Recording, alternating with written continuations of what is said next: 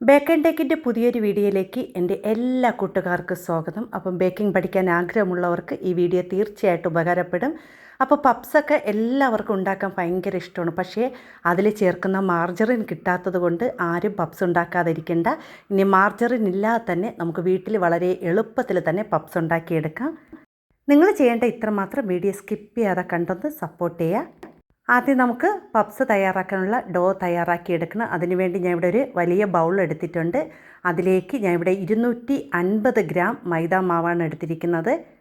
ഇനി ഇതിലേക്ക് ഞാൻ ചേർത്ത് കൊടുക്കുന്നത് 1/2 ടീസ്പൂൺ അളവിൽ ഉപ്പ്. നിങ്ങൾ ഉപ്പൊക്കെ ചേർക്കുമ്പോൾ നിങ്ങൾക്ക് അളവ് അറിയായിരിക്കുമല്ലോ, നമ്മളൊരു ആഹാരത്തിൽ ചേർക്കുന്ന ഉപ്പിൻ്റെ അളവൊക്കെ അറിയായിരിക്കുമല്ലോ, അങ്ങനെ ചേർത്താലും മതി കേട്ടോ.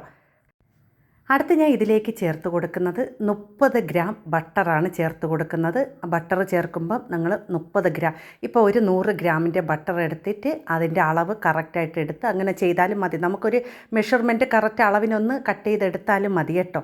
ഇപ്പം നമുക്ക് അത് അളന്നെടുക്കാം, നമുക്ക് അതിൻ്റെ മെഷീൻ ഒന്നും വേണ്ട, നമുക്ക് ആ ഒരു അളവ് നോക്കുമ്പോൾ അറിയാമല്ലോ, 30 ഗ്രാം അതനുസരിച്ച് നിങ്ങൾ ഇതിലേക്ക് ചേർത്ത് കൊടുത്ത് നല്ലതുപോലെ ആ ഒരു ബട്ടറും ഉപ്പും മൈദാമാവും കൂടി യോജിപ്പിച്ചെടുക്കണം. ഈ മൈദാമാവ് യോജിപ്പിക്കാൻ ഇത്തിരി താമസിച്ചത് ബട്ടർ നല്ലതുപോലെ മെൽറ്റാക്കിയിട്ട് നിങ്ങൾ എടുക്കണം. എന്നുവെച്ചാൽ തണുപ്പ് മാറിയ ശേഷം നല്ല ലൂസായിരിക്കുമ്പോൾ നമുക്കതിൽ ചേർക്കാം കേട്ടോ.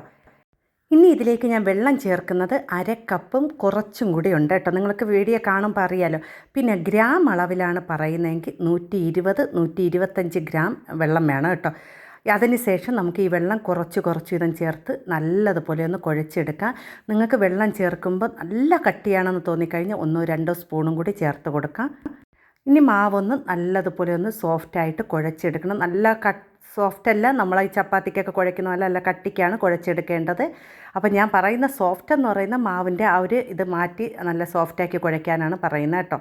അപ്പോൾ നല്ലതുപോലെ ഒന്ന് കുഴച്ചെടുക്കാം. അപ്പോൾ ഞാനവിടെ മാവ് നല്ലതുപോലെ കുഴച്ചിട്ടുണ്ട്. ഇനി കൈകൊണ്ട് തന്നെ പതുക്കെ ഒന്ന് ഇതുപോലെ ഒന്ന് കുഴച്ചെടുക്കുക. നമ്മൾ ചപ്പാത്തിക്കൊക്കെ കുഴയ്ക്കുന്ന അറിയാമല്ലോ, അതേപോലെ ഒന്ന് കുഴച്ചെടുക്കുക. അപ്പോൾ എല്ലാവർക്കും പപ്സ് ഉണ്ടാക്കാൻ ഇഷ്ടമാണ്. പക്ഷേ അതിൻ്റെ മാർജറിൻ കിട്ടാതെ വരുമ്പോൾ നമുക്ക് പപ്സ് ഉണ്ടാക്കാൻ ഒരു രക്ഷയില്ല. നമ്മൾ മാർജറിനൊക്കെ തയ്യാറാക്കി പപ്സ് ഉണ്ടാക്കുമ്പോൾ ഭയങ്കര എളുപ്പമാണ്. പക്ഷേ നമ്മൾ ഈ ഒരു ബട്ടർ ഉപയോഗിച്ച് പപ്സ് ഉണ്ടാക്കുമ്പോൾ ഇത്തിരി പാടാണ് കേട്ടോ.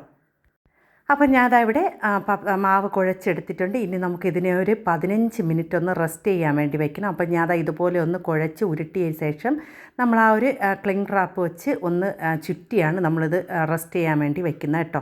നിങ്ങൾക്ക് അതൊന്നും ചുറ്റിയില്ലെങ്കിൽ നിങ്ങളൊരു പാത്രത്തിനകത്താക്കി അടച്ചൊന്ന് വച്ചിരുന്നാലും മതി കേട്ടോ. നമുക്കിപ്പോൾ അത് എല്ലായിടത്തും കാണണമെന്നില്ലല്ലോ. നമുക്കതില്ലെങ്കിൽ നിങ്ങൾ പേടിക്കേണ്ട, ഒരു പാത്രത്തിനകത്ത് ഒരു അടച്ച് വെച്ച് ഒരു 15 മിനിറ്റ് ഒന്ന് റെസ്റ്റ് ചെയ്യാൻ വേണ്ടി മാറ്റി വയ്ക്കാം. അപ്പം ഞാനവിടെ ഇതിനെ ഒന്ന് റെസ്റ്റ് ചെയ്യാൻ വെച്ചിട്ട് 15 മിനിറ്റ് ആയിട്ടുണ്ട്. ഇനി നമുക്കിതിനെ എടുക്കാം കേട്ടോ. അപ്പോൾ വീഡിയോ ഫുള്ള് കണ്ടാൽ മാത്രമേ നിങ്ങൾക്ക് ഞാൻ ചേർക്കുന്ന കാര്യങ്ങളും ഞാൻ പറയുന്ന എല്ലാ കാര്യങ്ങളും കൃത്യമായിട്ട് മനസ്സിലാക്കാൻ പറ്റുള്ളൂ കേട്ടോ. അപ്പോൾ ഞാനവിടെ ഈ ഒരു ഷീറ്റിൻ്റെ പുറത്ത് വെച്ച് ഒന്നും കൂടി ഒന്ന് ചെറുതായിട്ടൊന്ന് കുഴച്ചെടുക്കുകയാണ് കേട്ടോ.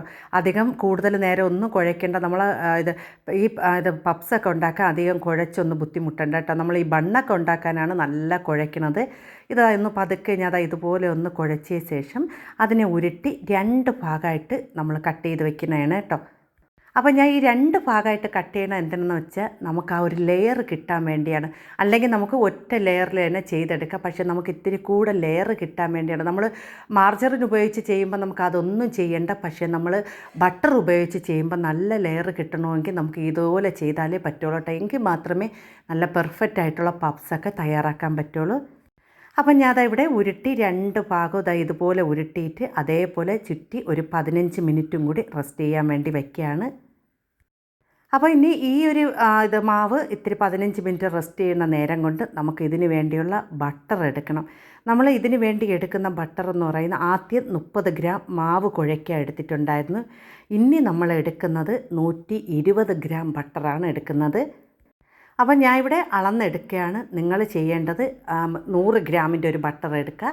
പിന്നെ ബാക്കിയുള്ളത് ഒരു 100 ഗ്രാമിൻ്റെ എടുത്തിട്ട് അതിൻ്റെ ഒരു ചെറിയൊരു ഭാഗം, ഒരു 1/4 ഭാഗം അളവ് അറിയായിരിക്കും, ഒരു 4ആയിട്ട് ഇത് കട്ട് ചെയ്ത് ഒരു 20 ഭാഗവും കൂടെ എടുത്ത് പക്ഷേ ബട്ടർ എടുക്കുമ്പോൾ നല്ലതുപോലെ സോഫ്റ്റ് ആയിരിക്കണം ബട്ടർ.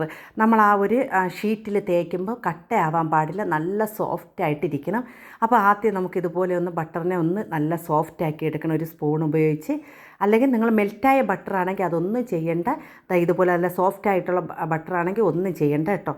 നിങ്ങൾ ബട്ടർ ഇത് ചൂടാക്കിയൊന്നും എടുക്കരുത്. നമ്മൾ എടുക്കുന്നതെന്ന് പറയുന്ന ആ ഒരു തണുപ്പ് മാറി നല്ല ക്രീമി ആയിട്ടിരിക്കണം കേട്ടോ ബട്ടർ എടുക്കുമ്പോൾ.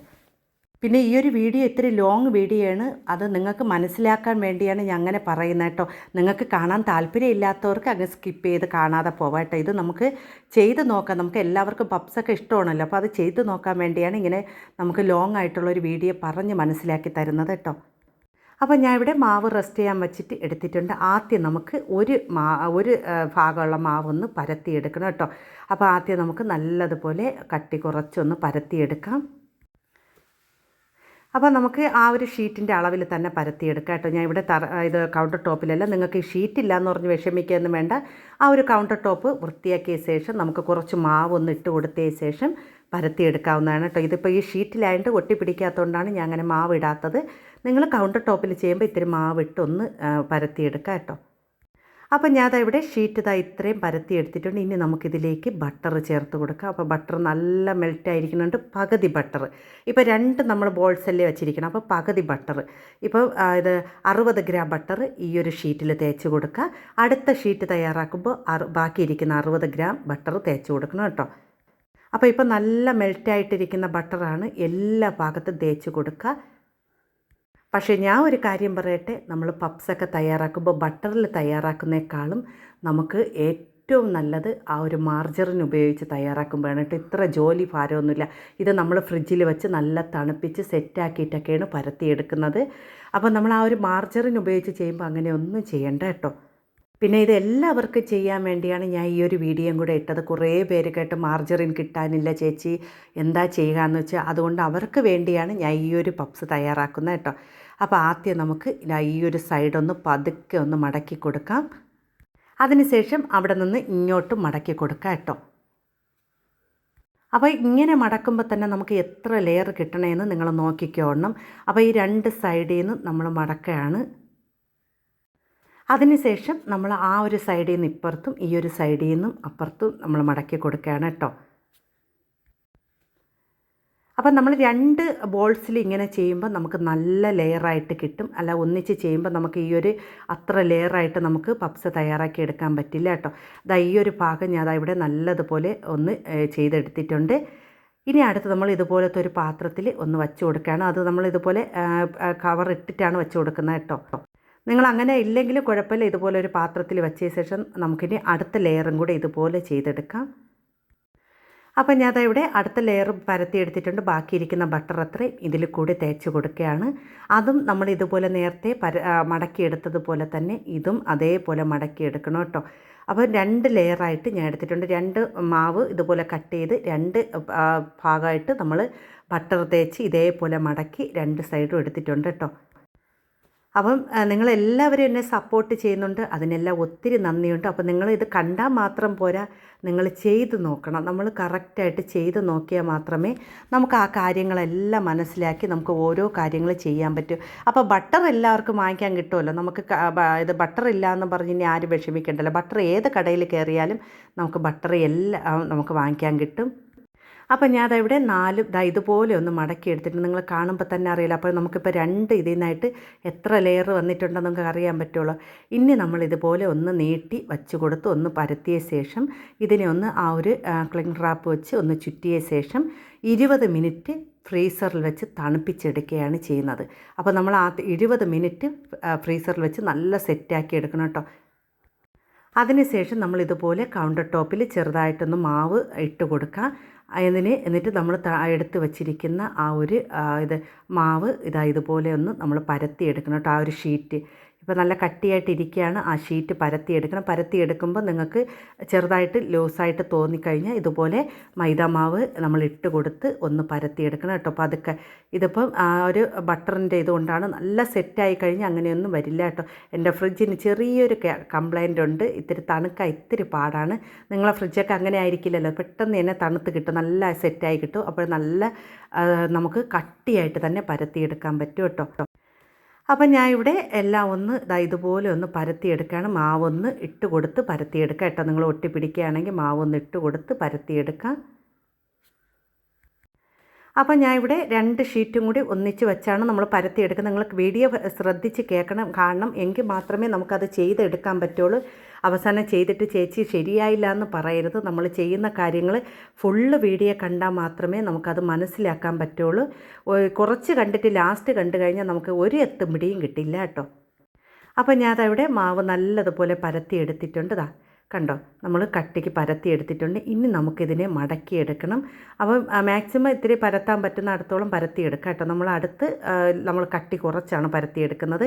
ആദ്യത്തെ ലെയർ പരത്തുമ്പോൾ ഇത്തിരി കട്ടി കൂട്ടി നീളത്തിന് നല്ല നൈസായിട്ട് പരത്തിയെടുക്കട്ടെ. അധികമല്ല എങ്കിലും നമുക്കിത് ഇനി നമ്മളിതിനെ ഒന്ന് മടക്കിയെടുക്കുകയാണ്. അപ്പോൾ നമുക്ക് നേരത്തെ വച്ച ലെയറും ഈ ലെയറും എല്ലാം കൂടി നല്ല ലെയറായിട്ടുണ്ട്. അപ്പോൾ ഞാനവിടെ 2 സൈഡ് ഇതുപോലെ ഒന്ന് വലിച്ച് മടക്കി കൊടുക്കുകയാണ് കേട്ടോ. അതിനുശേഷം നമുക്കിതിനെ നേരത്തെ മടക്കിയതുപോലെ ഈ ഒരു സൈഡിൽ നിന്നും ആ ഒരു സൈഡിൽ നിന്നും മടക്കിയെടുക്കാം. ഒന്ന് ചെറുതായിട്ട് മാവ് തൂറ്റി കൊടുത്തിട്ട് മടക്കിയെടുക്കുക കേട്ടോ, ഒട്ടി പിടിക്കാതിരിക്കാൻ വേണ്ടി. പിന്നെ നമ്മൾ എന്താ ചെയ്യുകയെന്ന് വെച്ചാൽ ഇതിനെ വീണ്ടും 20 മിനിറ്റ് നമ്മൾ ഫ്രിഡ്ജിൽ വെച്ച് തണുപ്പിച്ചെടുക്കണം കേട്ടോ. അപ്പോൾ എങ്കിൽ മാത്രമേ നമുക്ക് ആ ഒരു നല്ല ലെയറായിട്ടുള്ള പപ്സും അതുപോലെ തന്നെ നല്ലതായിട്ട് പരത്തിയൊക്കെ എടുക്കാൻ പറ്റുള്ളൂ. കണ്ടോ, ഇപ്പോഴും നിറയെ ലെയറുണ്ട്. നമ്മളിപ്പോൾ 2 ഭാഗമായിട്ടല്ലേ ചെയ്തെടുത്തത്, നിങ്ങൾ കാണുമ്പോൾ തന്നെ അറിയാം. ഇനി ഒരു 20 മിനിറ്റും കൂടി ഫ്രീസറിലാണ് വെക്കേണ്ടത് കേട്ടോ, ഫ്രിഡ്ജിലല്ല, ഫ്രീസറിലാണ് വെച്ച് തണുപ്പിക്കേണ്ടത്. ഞാനതവിടെ ഒന്ന് തണുക്കാൻ വേണ്ടി വെക്കട്ടെ. അപ്പം ഞാനതവിടെ നല്ലതുപോലെ ആ ഒരു ഷീറ്റ് തണുത്തിട്ടുണ്ട് കേട്ടോ. ഇപ്പോൾ നല്ല സെറ്റായിട്ട് കിട്ടിയിട്ടുണ്ട്. അതൊന്ന് എടുത്ത് നമ്മൾ വയ്ക്കുകയാണ് കേട്ടോ. ഇപ്പോൾ നല്ല കട്ടിയായിട്ടിരിക്കുകയാണ്. അപ്പോൾ നമ്മൾ പതുക്കെ ഒന്ന് പരത്തിയെടുക്കണം കേട്ടോ. പതുക്കെ ഒരു നല്ലതുപോലെ പ്രസ് ചെയ്താണ് പരത്തിയെടുക്കുക. അപ്പോൾ കുറച്ച് മാവൊക്കെ ഒന്ന് ഇട്ട് കൊടുത്തിട്ട് പരത്തിയെടുക്കാം. അപ്പോൾ നിങ്ങൾക്ക് ഇത് കാണുമ്പോൾ ഭയങ്കര പാടായിട്ട് തോന്നും. നമുക്ക് ആ ഒരു ഫ്രീസറിൽ വെച്ച് തണുപ്പിക്കുന്ന ആ ഒരു സമയം മാത്രമേ ഇത്തിരി കൂടുതലായിട്ടുള്ളൂ, അല്ലാതെ ഒരു പാടും ഇല്ല കേട്ടോ. നമുക്ക് ആ 20 മിനിറ്റ് 40 മിനിറ്റ് ആ ഫ്രീസറിൽ വെച്ച് ഒന്ന് തണുപ്പിക്കണം, അത്ര പാട്. ഇപ്പോൾ ഇത്ര നല്ല സെറ്റായിട്ടിരിക്കണം. അപ്പോൾ നല്ല ബലം പ്രയോഗിച്ച് ഇത്തിരി ഒന്ന് പരത്തിയെടുക്കുകയാണ്. അപ്പോൾ ഞാൻ ഇവിടെ നല്ലതുപോലെ ഒന്ന് പരത്തിയെടുക്കുന്നുണ്ട് കേട്ടോ. അപ്പം നിങ്ങളെല്ലാവരും വീഡിയോ സ്കിപ്പ് ചെയ്യാതെ കാണുക. ഇഷ്ടപ്പെടുകയാണെങ്കിൽ ലൈക്കും സപ്പോർട്ടും ചെയ്യുക. അതുമാത്രമല്ല എൻ്റെ വീഡിയോയിൽ ഹൈപ്പ് എന്ന ഓപ്ഷൻ എല്ലാവരും കൊടുക്കണം കേട്ടോ. നിങ്ങൾ ഒരുപാട് പേര് എന്നെ സപ്പോർട്ട് ചെയ്യുന്നുണ്ട്, നല്ല നല്ല കമൻറ്റുകൾ വരുന്നുണ്ട്. അതിനൊക്കെ ഒത്തിരി നന്ദിയുണ്ട് കേട്ടോ. എന്നെ ഇത്രമാത്രം സ്നേഹിക്കുന്നവരാണ് എൻ്റെ സബ്സ്ക്രൈബർ എന്നറിയില്ല കേട്ടോ. ഒത്തിരി ഇഷ്ടമാണ് കേട്ടോ. എല്ലാവരുടെ കമൻറ്റും ഞാൻ വായിക്കാറുണ്ട്. പിന്നെ ചിലപ്പം എൻ്റെ കമൻറ്റിലൊക്കെ എനിക്ക് റിപ്ലൈ തരാൻ സമയം കിട്ടാറില്ല, അതുകൊണ്ടാണ് കേട്ടോ. അല്ലാതെ ഒന്നുമല്ല, എല്ലാവർക്കും റിപ്ലൈ തരും. എല്ലാവരും എൻ്റെ വീഡിയോ കാണുക. ഞാൻ ആദ്യം വീഡിയോ തുടങ്ങിയപ്പം എൻ്റെ ചാനൽ ഇത്ര സപ്പോർട്ട് ചെയ്യുമെന്ന് ഞാൻ വിചാരിച്ചില്ല കേട്ടോ. കാരണം ഞാൻ പഠിച്ച അറിവ് നിങ്ങൾക്കും കൂടെ പറഞ്ഞു തരുന്നതാണ് കേട്ടോ. എനിക്ക് ഒത്തിരി സന്തോഷം. കാരണം എൻ്റെ അറിവ് എൻ്റെ കൂടെ അങ്ങ് പോവാതെ ഞാൻ നിങ്ങളിലേക്കും കൂടി എത്തിക്കുകയാണ് കേട്ടോ. എല്ലാവരും ഞാൻ ചെയ്യുന്ന വീഡിയോസൊക്കെ കണ്ട് പഠിക്കുക, കേക്ക് ഉണ്ടാക്കി പഠിക്കുക. എല്ലാം കൃത്യമായിട്ട് മനസ്സിലാവുന്ന രീതിയിലാണ് ഞാൻ എല്ലാം പറഞ്ഞു തരുന്നത് കേട്ടോ. അപ്പം ഞാനതിവിടെ കട്ടിക്ക് പരത്തി എടുത്തിട്ടുണ്ട്. അതിനുശേഷം 4 സൈഡിൽ ആ ഒരു ഭാഗം ഒന്ന് കട്ട് ചെയ്തെടുക്കുകയാണ് കേട്ടോ. ഈ കട്ട് ചെയ്ത ഭാഗം ഞാൻ കളയില്ല, ഞാൻ അതിനെ ചുറ്റി അതും നമ്മൾ ബേക്ക് ചെയ്തെടുക്കും കേട്ടോ. ഞാൻ ഒന്നും കളയില്ല കേട്ടോ. ഞാൻ ഇതുപോലെ 4 ചുറ്റും ഒന്ന് കട്ട് ചെയ്തെടുക്കുകയാണ്. അതിനുശേഷം നമുക്കിതിനെ 2ആയിട്ട് കട്ട് ചെയ്തിട്ട് അതിന് നീളത്തിന് കട്ട് ചെയ്യാം കേട്ടോ. ഇപ്പം നിങ്ങൾ കാണുന്ന പോലെ ആ 2 ഭാഗമായിട്ട് കട്ട് ചെയ്തെടുക്കാം. അപ്പോൾ ആദ്യം ഞാൻ ഇങ്ങനെയൊക്കെ നോക്കി എന്നിട്ട് തിരിച്ചൊന്ന് ഈ ഒരു നീളത്തിന് തന്നെ കട്ട് ചെയ്തെടുക്കുകയാണ്.